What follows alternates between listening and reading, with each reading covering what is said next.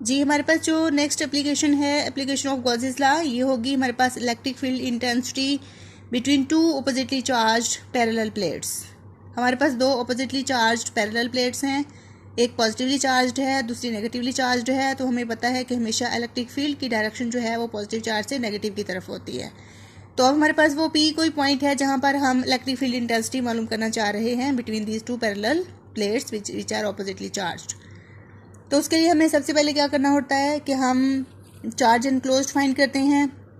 अगर हम कहें कि A is the surface area of the top surface of the hollow box, अब इसमें क्या करना पड़ेगा, सबसे पहली चीज़ हम हमेशा यही देखते होते हैं कि हम इसमें कंसीडर करते हैं कि हमारे पास कोई हॉलो बॉक्स है, ठीक है। ये हॉलो रेक्टेंगुलर बॉक्स है हमारे पास, जो कि हमने प्लेट्स के दरमियान रखा हुआ है। यहाँ पर जो पॉजिटिव चार्जेस हमने इनर सरफेस पे दिखाए हैं, ये शो करते हैं कि ये चार्ज जो है ये डिस्ट्रीब्यूटेड है over the plates, not inner the plates, ठीक है। तो अब यहाँ पर अगर A is the surface area of the top surface of the hollow box, then sigma is the uniform surface charge density, then same पीछे जो हमने काम किया है sigma is equal to q by A आ जाएगा, यानी चार्ज पर यूनिट एरिया। ये हमारे पास यहाँ से क्यू निकल आएगा सिग्मा ए के इक्वल। सिमिलरली पिछला आर्टिकल, इसमें फिर हमें क्या करना होगा, गॉसियन सरफेस कंसीडर की हुई है, हॉलो बॉक्स है हमारे पास रेक्टेंगुलर, इसकी हमने साइड्स कंसीडर करनी है, ठीक है। ये हमारे पास इस तरह से हमने कंसीडर की हुई है कि इसकी एक साइड जो है वो प्लेट में से गुजर रही है, यानी प्लेट के अंदर है। तो इस तरीके से देखें कि हमारे पास flux through the side of the box, lines parallel sides, lines parallel to the sides, phi E is equal to 0, इसमें हमारे पास आ जाएगा।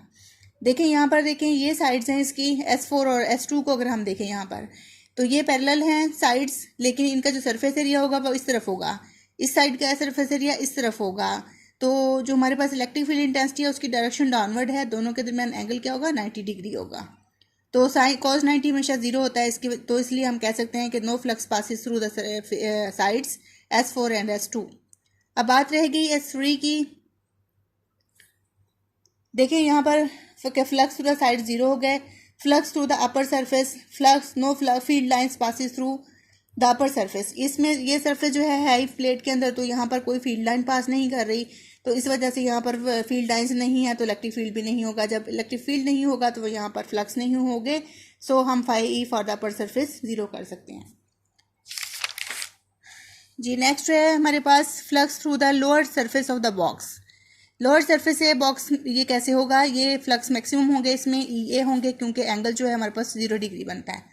ये किस तरह 0 डिग्री बनता है हम ये देख लेते हैं। ये लोअर सरफेस है हमारे पास, इसका सरफेस एरिया जो है वो इस तरफ होगा, यानी normal to this surface downward होगा, और इलेक्ट्रिक फील्ड इंटेंसिटी की वैल्यू भी जो डायरेक्शन है वो भी डाउनवर्ड होगी, दोनों में एंगल 0 डिग्री होगा। जब एंगल दोनों में 0 डिग्री होगा तो हम फ्लक्स को फाइंड आउट कर सकते हैं फार्मूला लगा के, phi is equal to E dot A which is equal to E A cos of 0 degree, cos 0 is 1, so phi is equal to E A. Total flux through the box में से total flux कितने बात करेंगे, net flux हम मालूम कर लेंगे sides की वजह से, अपर सरफेस की वजह से और लोअर सरफेस की वजह से। तो इसमें आ जाएगा हमारे पास ई ए प्लस 0, ये हमारे पास हो गया। तो हम phi E is equal to E A कर सकते हैं। इस तरह से अगर हमें कैलकुलेशन करनी हो ई की, तो उसमें हमेशा हम गॉसेस लॉ को पहले यूज़ करते हैं। Phi is equal to 1/ε0 into q. तो हम दोनों क्वेश्चंस 2 और 3, क्वेश्चन नंबर 2 और 3 को कंपेयर करेंगे। सिमिलरली पिछला article, E A is equal to 1/ε0 sigma A, where E is equal to sigma by ε0। यहाँ से हमारे पास हो जाएगा ए से कैंसिल आउट हो जाएगा, और ये हमारे पास मैग्नीट्यूड आ जाएगी इलेक्ट्रिक फील्ड इंटेंसिटी की, जिसे हम strength of electric field intensity भी कह सकते हैं।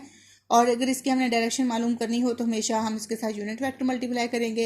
यूनिट वेक्टर जो है हमेशा डायरेक्शन को शो करता है, ठीक है, किसी भी वेक्टर की। तो E vector is directed from the positive to the negative plate.